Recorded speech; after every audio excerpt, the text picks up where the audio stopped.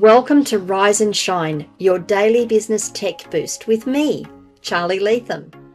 If you're a small business owner looking to simplify technology and get real, actionable advice from someone with 35 years of IT experience, you're in the right place. Every episode, I'll dive into tools and systems like email, CRM, marketing and tracking, and I'll break them down into bite-sized tips you can use straight away. Your time is valuable, so let's get straight to the point. It's time to work smarter, not harder. Rise and shine. Welcome to your dose of business tech inspiration with me, Charly Leetham. This is episode number 654, and I'm going to be doing something a little different today. It's a different format podcast. I'd love to know your feedback on whether you like it, whether you'd like to see more like this, or whether you just, it's not something you want to see. Today, we're going to be talking more about AI. We're going to be talking more about AI's propensity, or the people thinking that AI is going to take over the world, that it's going to replace us, it's going to become smarter than humans, that we're going to end up with a Skynet type event. Now, before I do that, I want to talk about chess computers, and I promise I'm going to connect these and make this land. Chess computers have been around for years. They have been beating grandmasters left and right. Garry Kasparov was beaten by IBM's supercomputer Deep Blue back in 1997. Then we had Stockfish, the open source engine that could analyze millions of positions per second. And we also had AlphaZero, which taught itself chess in 4 hours and pretty much beat everything in its path. Now, these are purpose-built chess engines, and they're brilliant at doing one thing: chess. Right now, we have all of this new kind of AI, the language models, the large language models like OpenAI, ChatGPT, Google Bard, Claude, Copilot, Genesis. These are things that write emails, generate content, answer questions. And I'm seeing, it's not quite panic, but I'm seeing a lot of hype that these are going to take over. They're going to replace us. They're going to outsmart humanity. Why am I saying all this? Well, a friend of mine shared this video with me and a bunch of similar ones recently. Someone has been out there making the large language model AIs play each other in chess. The one we're going to look at today is ChatGPT playing Google Bard in chess. Or look, we've been laughing so hard watching these, and I really wanted to share it with you and to sort of delve into what it actually means for us and what AI means for us looking at these sorts of results. Before we actually dive into it, I really just want to come back to the point that chess has clear rules. It's been around for 1,500 years, and purpose-built computers mastered it decades ago.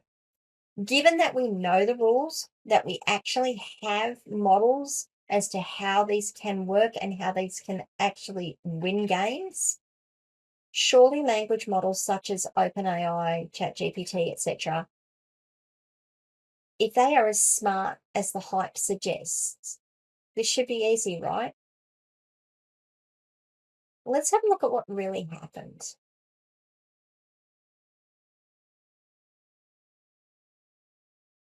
The game starts normally enough. E4 to E5, knight F3. It's all sort of standard stuff. I'm not a chess person. I barely understand the positionings, like the names for the positionings. I know how the pieces move. I know with a little bit of care, I might be able to win a game once every now and again.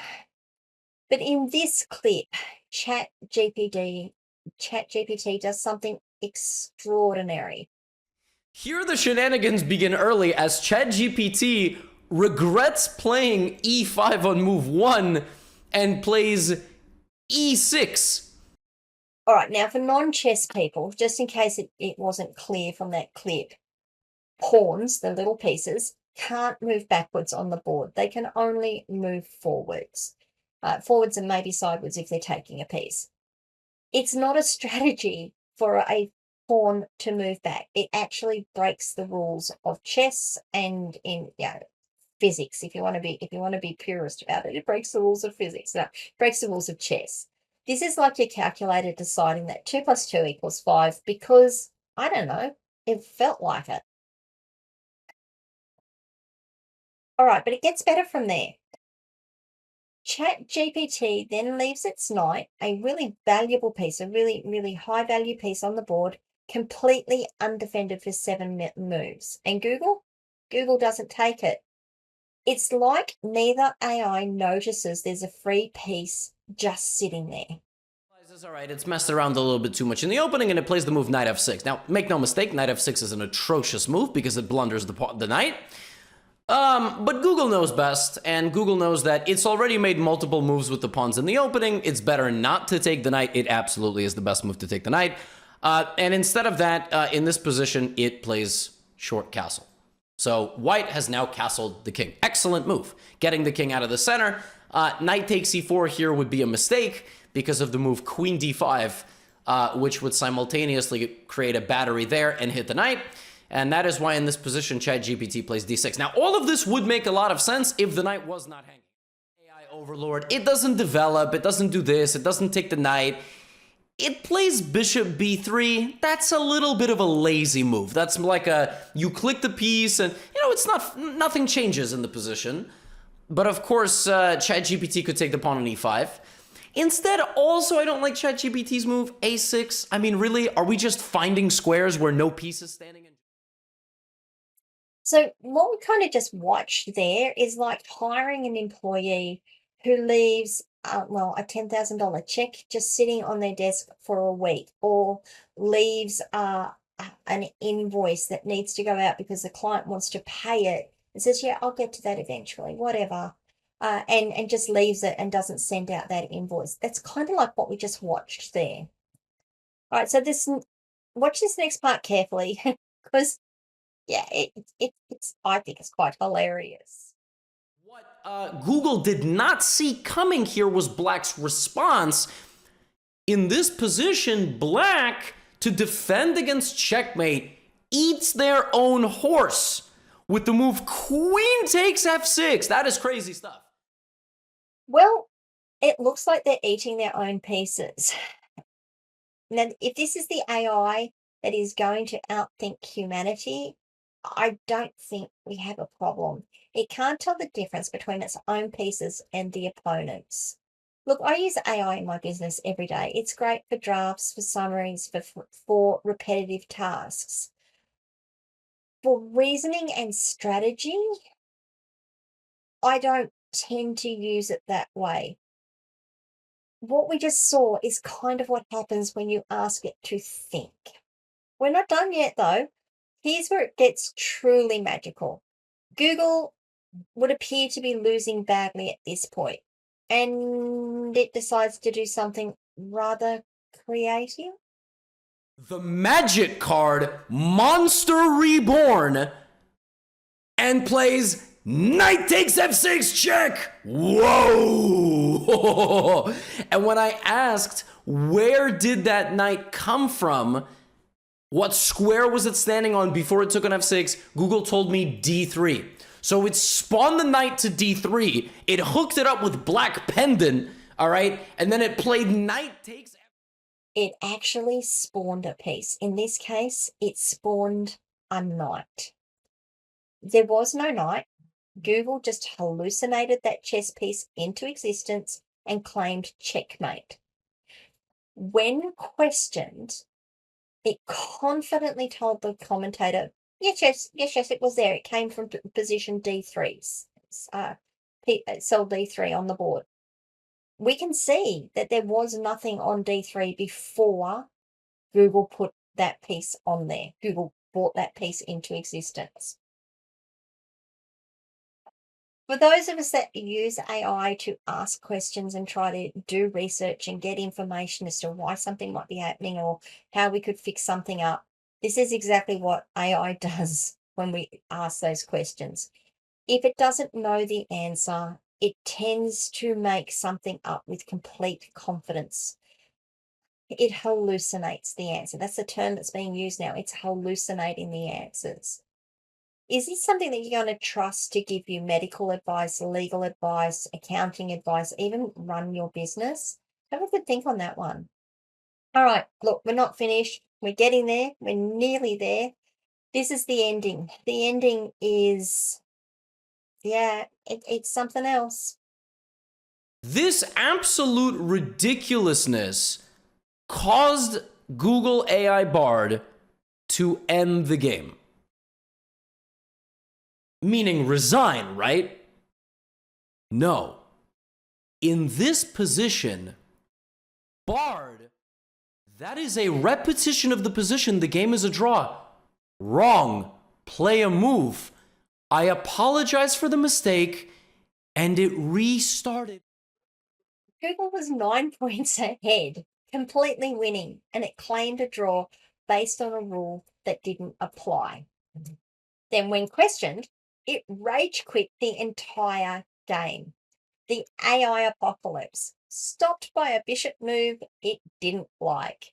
All right, I'm being a little flippant, and I'm trying to be, well, I'm trying to be in the moment and enjoy the humor of what we've just seen here. But what does it actually mean? What it means is that AI isn't magic. Despite the term intelligence being in its name, it's not intelligent as we would think of it. It's the intelligence that we bring to the table as humans. It's a very sophisticated pattern matching tool that's brilliant at some things and absolutely useless at others. I've said previously throughout this episode that I use the AI engines. I use ChatGPT, I use Claude. I take the transcripts from these podcasts, I feed it into a set of rules and instructions that I've created, and it gives me back my social media posts. It is fantastic. It's good at that. It saves me hours every week. I still have to go through and edit it. I still have to go through and quality assure it. I still have to go through and say, no, I wouldn't say that and I don't like that. And make my changes, but it saves me hours every week because I'm not doing it from scratch. I don't trust it to make decisions though. I don't trust it to reason. I'm not sure as hell am I going to trust it to play chess. I've been doing this for over 40 years, and every few years something new comes along and we get hyped up on it. Whether we get hyped, whether we're getting hyped or whether we're getting a lot of hype in on it. We get the emails. We can make money, you can save money. It's going to revolutionize the way you do business. It's going to change everything. Right now it's AI. It might have been blockchain and crypto previously. Cloud computing was also going to change everything. We can just keep going through and through and through about the new technologies, the new things that are going to change everything. And you know what? Some of these things were and still are genuinely useful. Cloud computing is useful. The internet is important, but they are tools. They do what we tell them to do.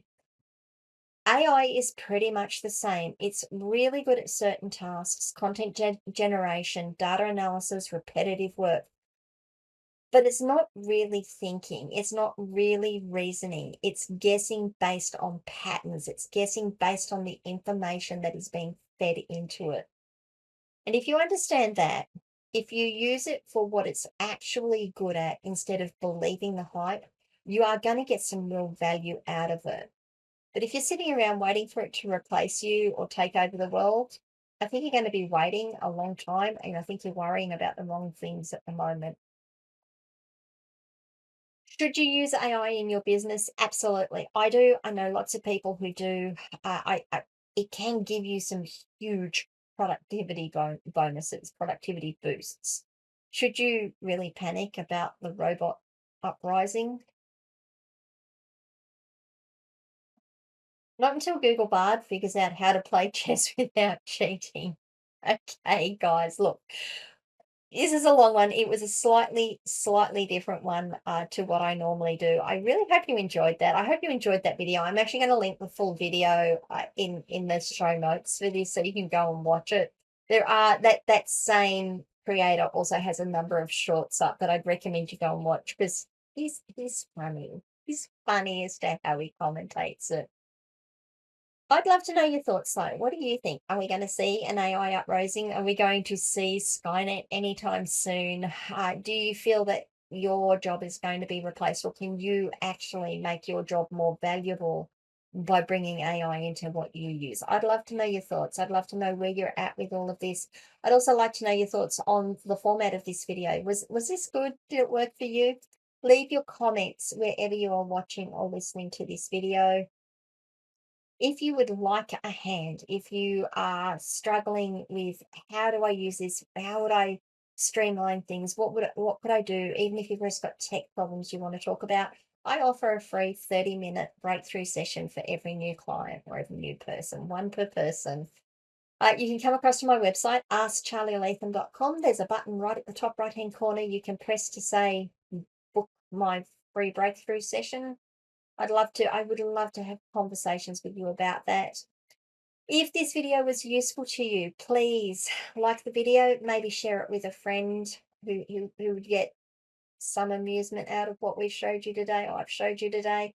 And if you haven't done so already, please ring the notification bell, subscribe to the channel, and ring the notification bell so you find out when I drop more content.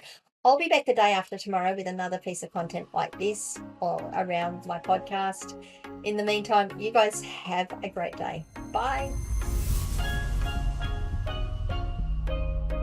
Hey there, thanks so much for tuning in to Rise and Shine, your daily business tech boost.